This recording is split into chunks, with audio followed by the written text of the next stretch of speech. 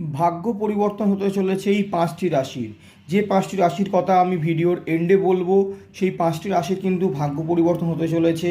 তার আগে কিছু ঘরোয়া টোটকা, কিছু নিয়মাবলী বলে দেবো, সেগুলো আপনাদের পালন করতে হবে। এক হচ্ছে, শিবলিঙ্গে আপনাদেরকে প্রতিদিন জল চড়াতে হবে এবং 11 বার করে ওম নমঃ শিবায় বলতে হবে।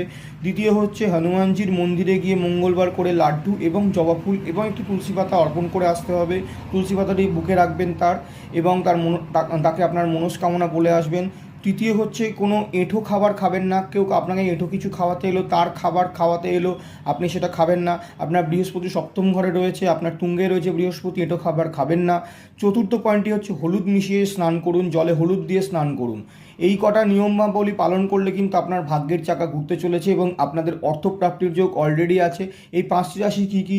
এক হচ্ছে মকর, দ্বিতীয় হলো কুম্ভ, তৃতীয় হলো বৃশ্চিক, চতুর্থ হলো তুলা, পঞ্চম হলো কন্যা। এই 5টি রাশির কথা বললাম। এই 5টি রাশি যদি এই নিয়মাবলীগুলো পালন করেন, আপনাদের ভাগ্যের চাকা কিন্তু ঘুরছে, অর্থপ্রাপ্তির যোগ কিন্তু রয়েছে। তাই এই নিয়মাবলীগুলো পালন করুন।